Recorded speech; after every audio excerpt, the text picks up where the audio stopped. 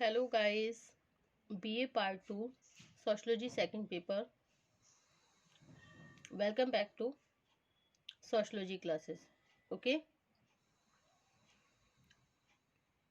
Linear and cyclical theories of social change. Today our topic is सामाजिक परिवर्तन के रेखीय एवं चक्रीय सिद्धांत. Okay, सामाजिक परिवर्तन के रेखीय एवं चक्रीय सिद्धांत. So let's we start this video on this topic. सामाजिक परिवर्तन के रेखीय एवं चक्रीय सिद्धांत. सामाजिक परिवर्तन के कारण और प्रकृति को स्पष्ट करने के लिए सर्वप्रथम 16वीं शताब्दी में जीन बॉयडन ने एक चक्रीय आधार प्रस्तुत किया था, जिसके द्वारा विभिन्न सभ्यताओं की ऐतिहासिक घटनाओं में होने वाले परिवर्तनों को स्पष्ट किया गया. लेकिन इस विचार को बहुत कठिनता से ही कुछ मान्यताएं मिल सकी. इसके पश्चात 18वीं शताब्दी में फ्रांसीसी विद्वान ने इस मत का प्रतिपादन किया कि व्यक्ति के विचार अथवा चिंतन सामाजिक परिवर्तन का सर्वप्रमुख कारण है. ओके, तथा विचार पूर्वक कार्यों के द्वारा सामाजिक संबंधों में नियोजित रूप से परिवर्तन लाया जा सकता है. यह विचार अपने समय से कुछ आगे था, इसलिए इसकी प्रामाणिकता में विश्वास नहीं किया जा सकता. कुछ समय पश्चात लॉक, सेंट साइमन, कॉन्डोरसेट तथा अनेक दूसरे विद्वानों ने यह विचार प्रस्तुत किया कि मनुष्य में सदैव आगे बढ़ने की प्रवृत्ति होती है और यही प्रवृत्ति तथा इससे संबंधित प्रयत्न सामाजिक परिवर्तन का प्रमुख कारण है. ओके, अकॉर्डिंग टू कॉम्टे ने यह स्वीकार किया है कि प्रगति की धारणा एक प्राकृतिक नियम है तथा सामाजिक परिवर्तन को विकास के कुछ स्तरों के माध्यम से समझा जा सकता है. ओके, 19वीं शताब्दी के उत्तरार्ध में हार्वर्ड स्पेंसर ने एक दूसरा विचार प्रस्तुत किया.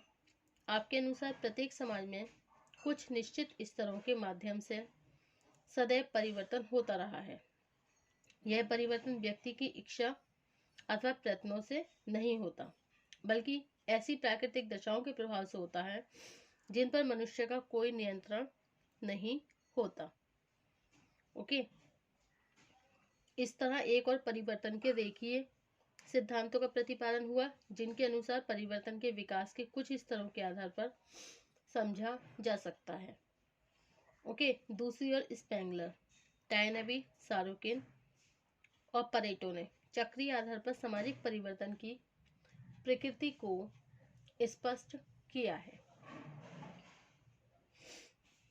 इसके पश्चात मार्क्स और वेबलिन ने सामाजिक परिवर्तन की आर्थिक व्याख्या प्रस्तुत की है, जबकि जर्मन समाजशास्त्री बेबर ने, जो जर्मन के समाजशास्त्री हैं जिनका नाम क्या है, बेबर, मैक्स वेबर, इन्होंने व्यवहार के धार्मिक नियमों को सभी प्रकार के परिवर्तनों का आधार मान लिया है. सामाजिक परिवर्तन को स्पष्ट करने के लिए इतने अधिक सिद्धांतों के होने से अक्सर एक सर्वमान्य निष्कर्ष पर पहुंच सकना कठिन प्रतीत होने लगा है. इस भ्रम को दूर करते हुए मूरे का कथन है कि सामाजिक ढांचे और सामाजिक संबंधों को किसी एक सिद्धांत के द्वारा स्पष्ट नहीं किया जा सकता. ओके, किसी एक सिद्धांत के द्वारा स्पष्ट नहीं किया जा सकता. इसलिए सामाजिक परिवर्तन को ही एक सिद्धांत के द्वारा स्पष्ट कर सकना सफल नहीं है. ओके, इसके अतिरिक्त विभिन्न प्रकार के सामाजिक संगठनों की प्रकृति एक दूसरे से भिन्न होती है. ओके, इसलिए वहाँ परिवर्तन के आधार पर भिन्न भिन्न होना स्वाभाविक है। परिवर्तन के आधार पर भी भिन्न भिन्न होना बहुत स्वाभाविक है। ओके, इस दृष्टिकोण से निम्नांकित विवेचन से हम सामाजिक परिवर्तन के अन्य सिद्धांतों को दो मुख्य भागों में विभक्त करेंगे। फर्स्ट है परिवर्तन के रेखीय सिद्धांत। ओके, परिवर्तन के रेखीय सिद्धांत, लाइनर थ्योरीज ऑफ चेंज, और सेकंड है परिवर्तन के चक्रीय सिद्धांत, cyclical theories of change. Okay,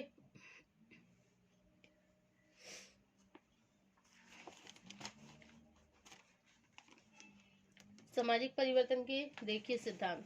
सामाजिक परिवर्तन के रेखीय सिद्धांत इस मान्यता पर आधारित है कि सामाजिक परिवर्तन की प्रवृत्ति विभिन्न स्तरों के माध्यम से एक ही दिशा में आगे की ओर बढ़ने लगती है। ओके, आरंभ में स्पेंसर तथा मॉर्गन ने विचार प्रस्तुत किए हैं कि प्रत्येक विकास अथवा परिवर्तन की गति कुछ निश्चित स्तरों से होती हुई गुजरती है। ओके, तथा अपने से पहले स्तर की तुलना में आगामी स्तर से संबंधित परिवर्तन अधिक व्यवस्थित और जटिल होते हैं। इसके पश्चात समाजशास्त्र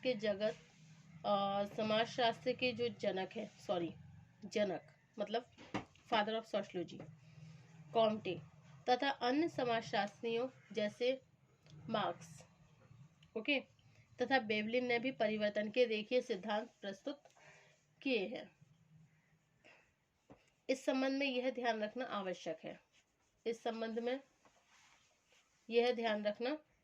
आवश्यक है क्या कि मार्क्स तथा बेवलिन के सिद्धांतों को रेखीय सिद्धांत के साथ प्राविधिक सिद्धांत भी कहा जाता है। ओके, अब नेक्स्ट पॉइंट है आपका हर्बर्ट स्पेंसर का सिद्धांत। हर्बर्ट स्पेंसर का सिद्धांत, theories of Herbert Spencer. Okay, समाजशास्त्र को एक विज्ञान के रूप में प्रतिष्ठित करने वाले विद्वानों में हर्बर्ट स्पेंसर का नाम महत्वपूर्ण है। स्पेंसर ने डार्विन द्वारा प्रतिपादित अनेक मान्यताओं को स्वीकार करते हुए यह सिद्धांत प्रस्तुत किया है कि सामाजिक परिवर्तन सदैव एक रेखीय क्रम में सरलता से जटिलता की दिशा में होता है। इसे स्पष्ट करते हुए उन्होंने बताया कि हम समाज को जिस रूप में देख रहे हैं, प्रारंभिक काल में इसका रूप आज से बहुत भिन्न था।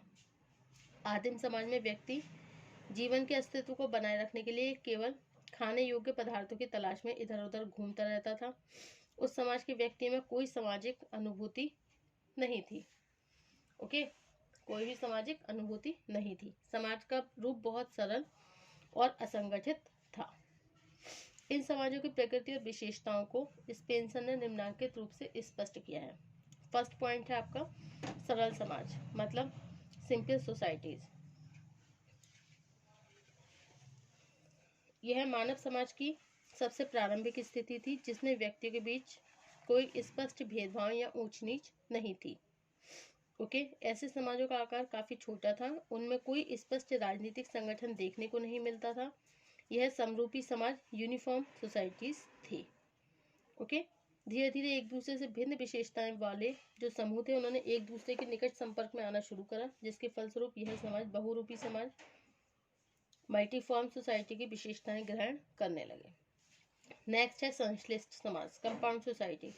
अनेक सरल समाज जब मिलकर एक हो जाते हैं तो उनसे एक संश्लिष्ट समाज का निर्माण होता है। ओके,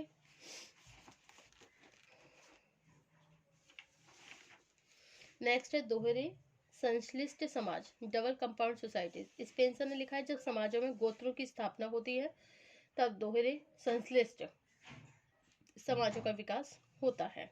इसका तात्पर्य है कि परिवर्तन के क्रम में विभिन्न समूहों के अंदर समरूपता की चेतना, कॉन्शियसनेस ऑफ काइंड बढ़ने लगती है। नेक्स्ट है उच्च संश्लिष्ट समाज, ट्राइबली कंपाउंड सोसाइटीज। इस तरह के समाजों को स्पेंसर ने जटिल समाजों के रूप में स्वीकार किया है। उनका कथन है कि परिवर्तन की प्रक्रिया दोहरे संश्लिष्ट समाजों में से संबंधित अनेक गोत्र समूह मिलकर अपने आप को एक बड़े समुदाय में संगठित करने लगते हैं। ओके, अब नेक्स्ट है आपका थ्योरी ऑफ मॉर्गन, मॉर्गन का सिद्धांत। अमेरिकन समाजशास्त्री मानवशास्त्री एल एच मॉर्गन ने अपनी पुस्तक प्राचीन समाज एंशियंट सोसाइटी में समाज के विकास को रेखीय क्रम में प्रस्तुत किया है। ओके, मॉर्गन के अनुसार सामाजिक परिवर्तन का वास्तविक आधार संस्कृति में होने वाला परिवर्तन है। मानव संस्कृति की प्रवृत्ति अनेक अवस्थाओं के द्वारा एक निश्चित दशा में आगे की ओर बढ़ने की रही है। ओके, इस आधार पर संस्कृति तथा सभ्यता में होने वाले प्रत्येक परिवर्तन को अनेक स्तरों के माध्यम से समझा जा सकता है। जैसे फर्स्ट पॉइंट क्या है आपका, जंगली युग, ओके, एज ऑफ सेवेजरी, और निम्न अवस्था, lower stages, through further aggregation of the compound society which consist of families unfilled into clan doubly compound societies develop. Okay, Abraham and Morgan के अनुसार which consist of the clans unified into tribes lead to tribally compound societies where tribes are organized into nation state according to Ivid.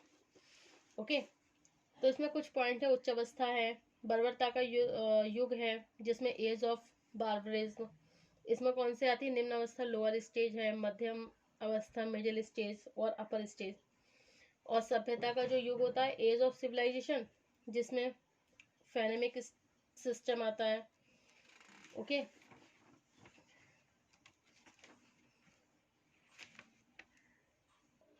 Okay, और next point क्या आता है इसमें, Comte का सिद्धांत और मार्क्स तथा वेबलिन के सिद्धांत। ओके, मार्क्स तथा वेबलिन के सिद्धांत, कार्ल मार्क्स द्वारा प्रस्तुत सिद्धांत में भी अनेक स्तरों के माध्यम से सामाजिक परिवर्तन को स्पष्ट किया गया है। इन स्तरों के उत्पादन की प्रविधि में परिवर्तन, उत्पादन की शक्तियों में परिवर्तन, उत्पादन संबंधों में परिवर्तन, वर्ग संघर्ष की दशा, सामाजिक परिवर्तन आदि कुछ प्रमुख उत्पादन कुछ स्तर हैं। मार्क्स ने विभिन्न युगों में भौतिक शक्तियों, आर्थिक दशा में होने वाले परिवर्तन को सामाजिक परिवर्तन के प्रमुख आधार के रूप में स्पष्ट किया है। ओके, अब नेक्स्ट हमारा टॉपिक होगा सामाजिक परिवर्तन के चक्रीय सिद्धांत, cyclical theories of social change. Thank you for watching my YouTube channel. Thank you so much.